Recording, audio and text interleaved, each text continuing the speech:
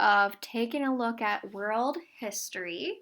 This week we are finishing up the topic of World War II and starting to see how we could even get into the situation of the Cold War. Now, the Cold War is going to be our next unit where we start to see some of the ideological differences that are happening across the world, and even getting us up to the end of the year where we should be talking about development of technology, is really starting to see patterns in the world that look like what we know and understand today.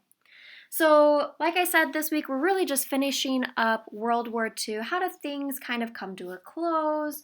How do we handle the people who maybe were involved in some of the atrocities that occurred? And what are those long-term impacts that are felt for decades after the end of World War II? So, what did we know last? Well, we had the Axis powers versus the Allies.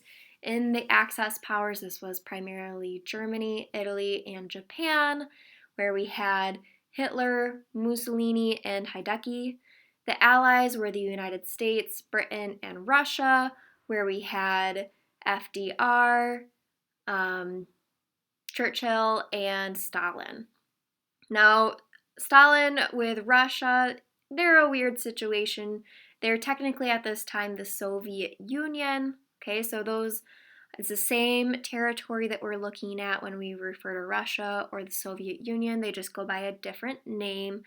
Starting at the beginning of the war, if you remember, Russia or the Soviet Union with Stalin, they were on the side of the Axis. They had joined in Germany in invading Poland.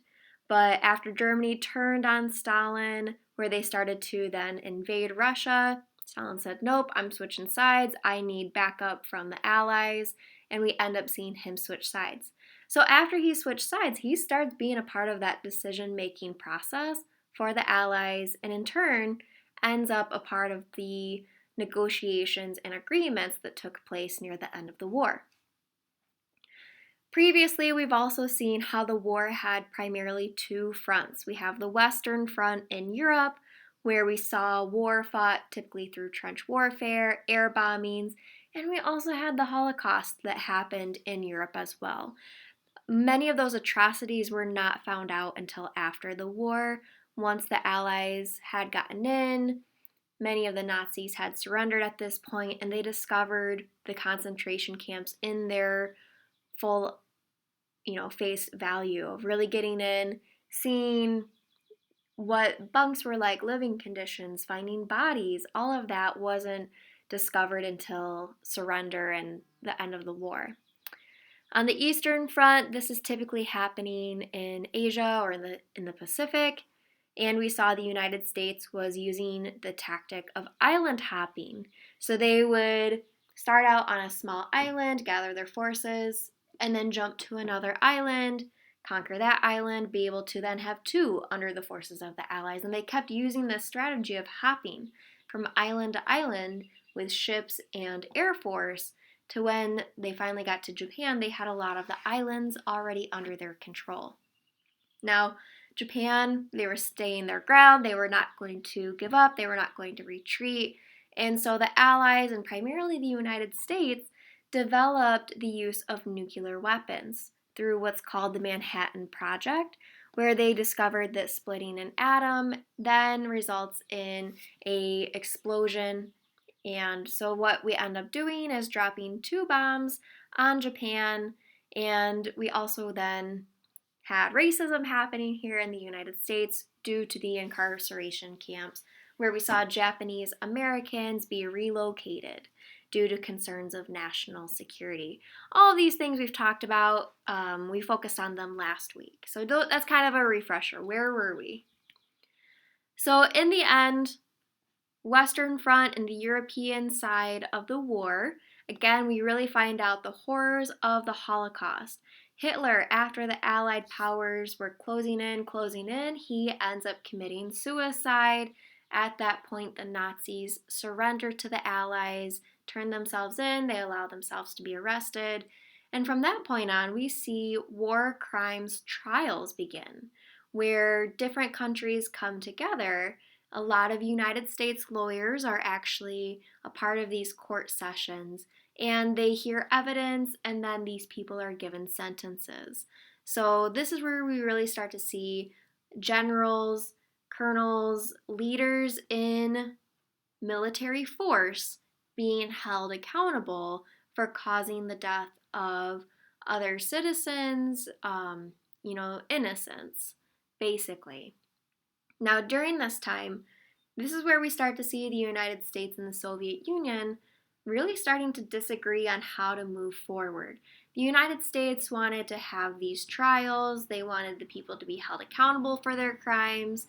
Russia was just like, nope, they're done, that's it. We aren't going to hear this evidence. We want to take back control over that territory. We should be able to absorb Germany back into the Soviet Union. And so we are going to really start seeing those disagreements here at this point. On the Eastern Front, okay, so again in the Pacific, Japan officials were not willing to surrender. And so the United States, after threatening for multiple days in a row, dropped 2 nuclear bombs on the cities of Hiroshima and Nagasaki. And after this, thousands upon thousands of citizens died. Okay, and there's long-term impacts from these nuclear weapons being dropped as well. At this point, Japan does surrender. Now, these 2 cities, they're still impacted today because of the bombs that were dropped. You're going to watch a video after this that kind of delves into what was the impact of this and how do we still see this today. So post-World War II, right, if you can remember coming out of World War I, we had the League of Nations. Well, after World War II, the League of Nations is disbanded, and we have now what's called the United Nations, or the UN.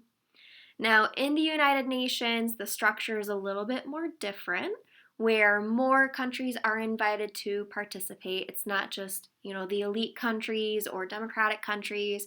Everyone has a chance to send a representative in, and each nation gets 1 vote as a part of this General Assembly. Here in the United States, our president would be that vote. However, they typically appoint an ambassador to sit in during their place. Now, while the League of Nations after World War I didn't really have any way to enforce their policies, the United Nations, or the UN, does have a way to punish countries if they are not following human standards or global policies that they have voted on. Now, they can impose economic sanctions where they're able to take money away or stop trading with a country if they aren't able to agree to what's happened or what has been decided.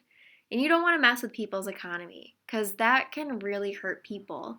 That hurts, food, jobs, security, all of those things. So typically, money is a really big incentive to not break these global policies. The UN can also send in peacekeeping military aid.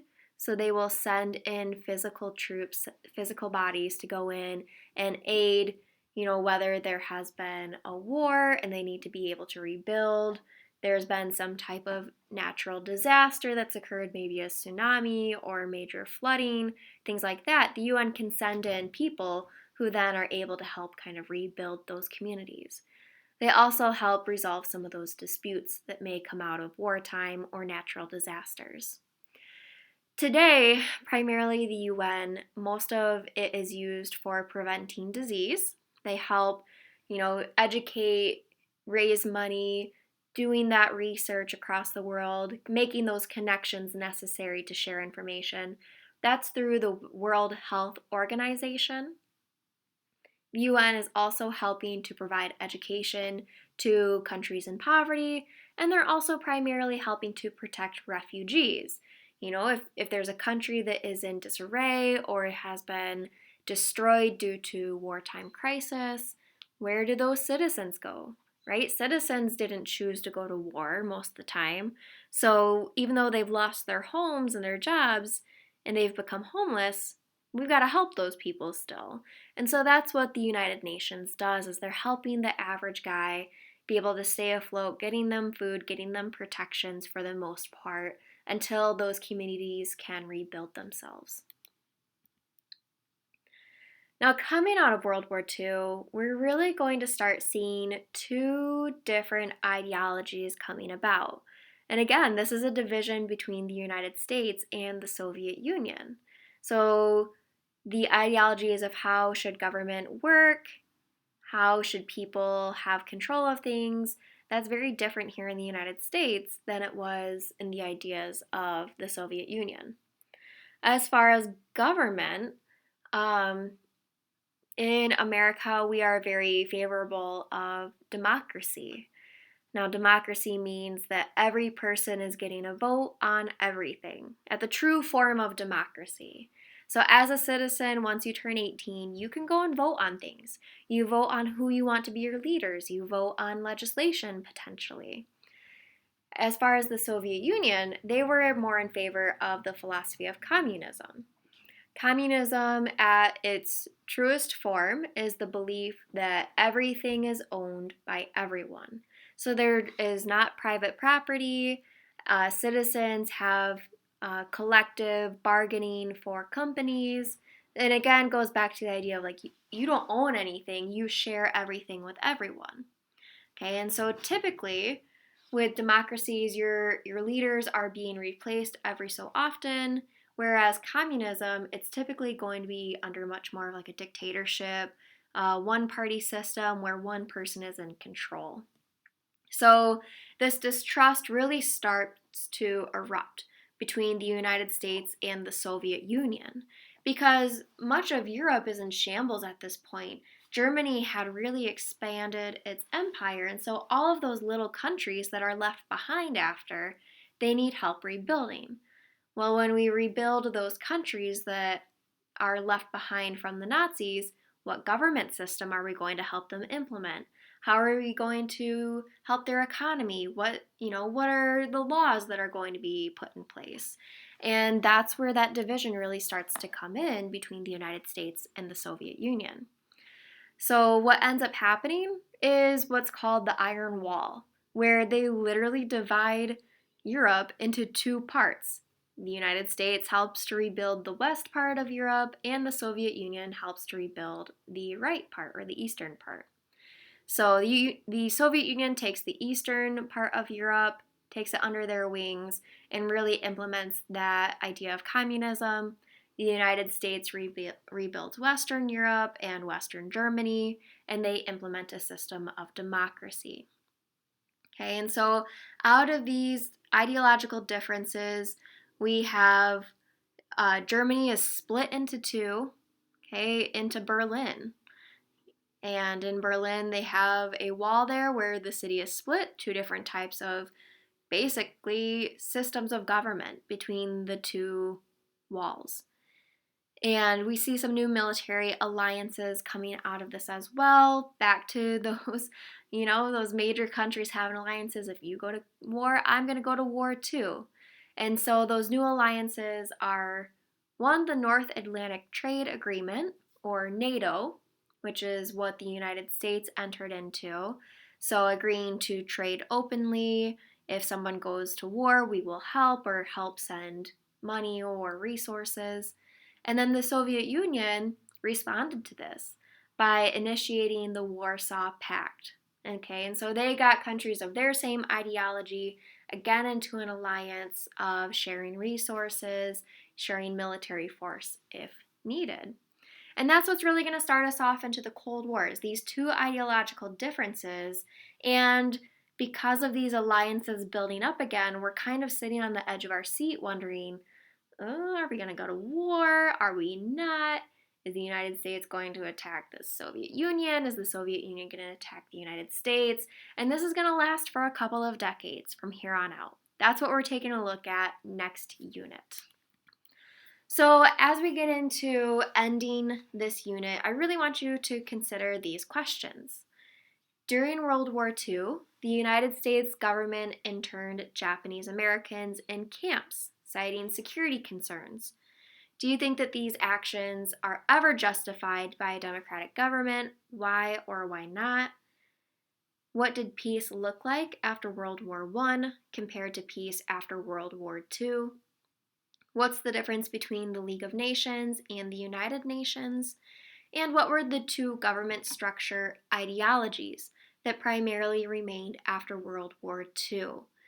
Now, I ask you to consider these 4 questions because they're really big ideas that came out of World War II, and they're going to have a long impact on how countries are interacting with each other over the next 50 to 60 years, up until today. All right, if you guys have any questions, please let me know. Best of luck.